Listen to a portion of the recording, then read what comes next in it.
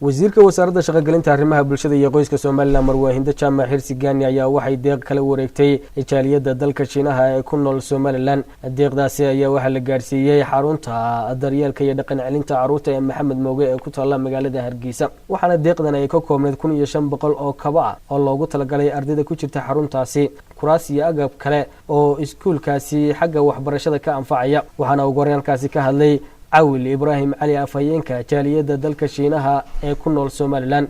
maanta oo ay taariikhdu tahay 20kii bishii May 2019 waxaanu ku wareejinaynaa agab tabarucaada oo aan ugu talagalnay iskuulka darbijiifka ah Maxamed Mooge. agabkaas oo ka kooban 1500 oo kaba ah oo aan ugu talagalnay ardayda inay xirato iyo kuraastii iskuulka aan ugu talagalnay qalabayntiisa. agabkaas oo ku wareejin doono wasiirka shaqada arrimaha bulshada iyo qoyska.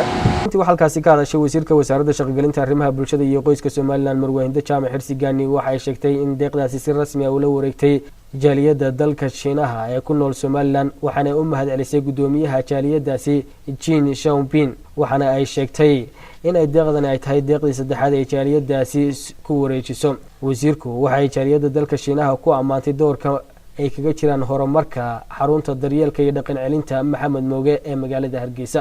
runtii waa xariga isku qaayay xiray annaga iyo dadka Shiinaha oo aan isafgaranaynin.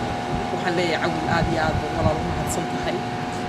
Soomaaliland oo dalkaagii waxay ka sugaysaa wax ka badan inaad dalka Shiinaha insha Allah taala aad ka keentid. mar labaad iyo mar saddexaad waxaan leeyahay aad baad u mahadsantihiin. wax weyn buu ka tari doonaa runtii baahida iskuulka Maxamed Mooge kuraasidani.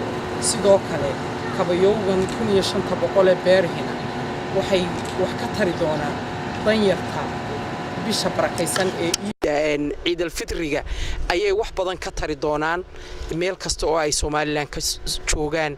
waanu fogeyn doonaa si loo ogaado Xiaoping iyo Cawil ay Soomaaliland uga wada warasho. aad baad u mahadsantihiin. Cabdullaahi Nuur, warbaahinta qaranka Soomaaliland, Hargeysa.